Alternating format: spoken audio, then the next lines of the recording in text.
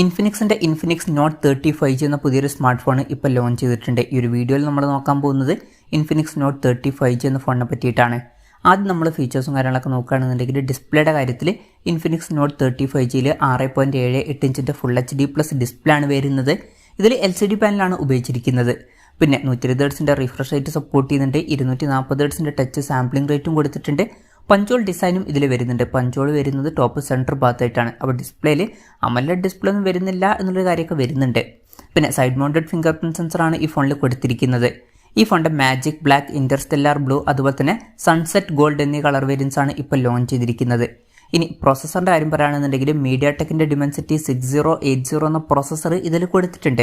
ഇത് പഴയ മീഡിയാടെക് ഡിമെൻസിറ്റി 810 എന്ന പ്രോസസ്സറിൻ്റെ ഒരു റീബ്രാൻഡഡ് വെർഷനാണ്. പിന്നെ ഇതിൽ 5G ഒക്കെ സപ്പോർട്ട് ചെയ്യുന്നുണ്ട് എന്നുള്ളൊരു കാര്യം തന്നെയാണ്.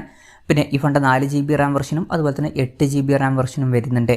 പിന്നെ JBL ട്യൂൺ ചെയ്തിട്ടുള്ള സ്റ്റീരിയോ സ്പീക്കേഴ്സൊക്കെ ഇതിൽ കൊടുത്തിട്ടുണ്ട്. 3.5mm ഓഡിയോ ജാക്ക് വരുന്നുണ്ട്. ആൻഡ്രോയിഡ് 13 ബേസ് ആയിട്ടുള്ള സോഫ്റ്റ്വെയർ ആണ് ഈ ഫോണിൽ കൊടുത്തിരിക്കുന്നത്. ക്യാമറയുടെ കാര്യം പറയുകയാണെന്നുണ്ടെങ്കിൽ ഫോണിൻ്റെ പിന്നിൽ ട്രിപ്പിൾ ക്യാമറ സെറ്റപ്പ് കൊടുത്തിട്ടുണ്ട്.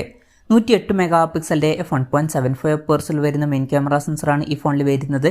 ഇത് സാംസങ് ISOCELL HM6ൻ്റെ സെൻസറാണ്. പിന്നെ 2 മെഗാപിക്സൽ ഒരു സെൻസറും ഒരു AI ലെൻസും വരുന്നുണ്ട്.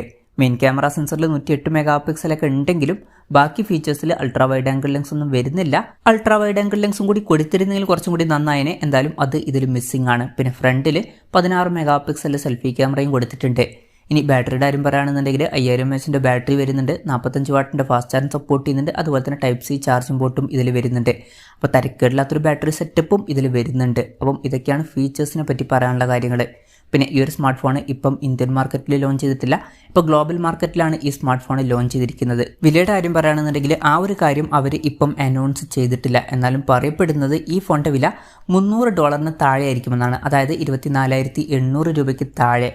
ഇപ്പം ഈ ഫോൺ ഒരു 20,000 രൂപ പ്രൈസ് റേഞ്ചിലേക്കാണ് വരുന്നത് എന്നുണ്ടെങ്കിലും തരക്കേടില്ലാത്ത ഡിസ്പ്ലേ ഫീച്ചേഴ്സ് ഉണ്ട്, അതുപോലെ തന്നെ തരക്കേടില്ലാത്ത ബാറ്ററി സെറ്റപ്പ് ഉണ്ട് എന്നൊക്കെ പറയാവുന്നതാണ്. പക്ഷേ ഈ ഒരു പ്രൈസ് റേഞ്ചിൽ അത്ര മികച്ചൊരു പ്രോസസ്സർ അല്ല. അതുപോലെ തന്നെ ക്യാമറയിൽ അൾട്രാ വൈഡ് ആംഗിൾ ലെൻസ് വരുന്നില്ല എന്നുള്ളൊരു കാര്യവും വരുന്നുണ്ട്. ഇനി ഈ ഫോൺ ഇന്ത്യൻ മാർക്കറ്റിൽ ലോഞ്ച് ചെയ്യുന്ന വെച്ചാൽ ചിലപ്പം ഇന്ത്യൻ മാർക്കറ്റിൽ ലോഞ്ച് ചെയ്തേക്കാം.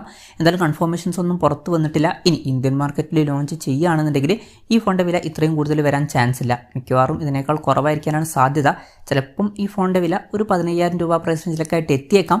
കൺഫർമേഷൻസ് ഒന്നുമില്ല, ജസ്റ്റ് നമ്മുടെ എക്സ്പെക്ടേഷൻ പറഞ്ഞു എന്നേ ഉള്ളൂ. എന്തായാലും ഇൻഫിനിക്സ് നോട്ട് 35G എന്ന സ്മാർട്ട് ഫോൺ ഇപ്പോൾ ലോഞ്ച് ചെയ്തിട്ടുണ്ട്.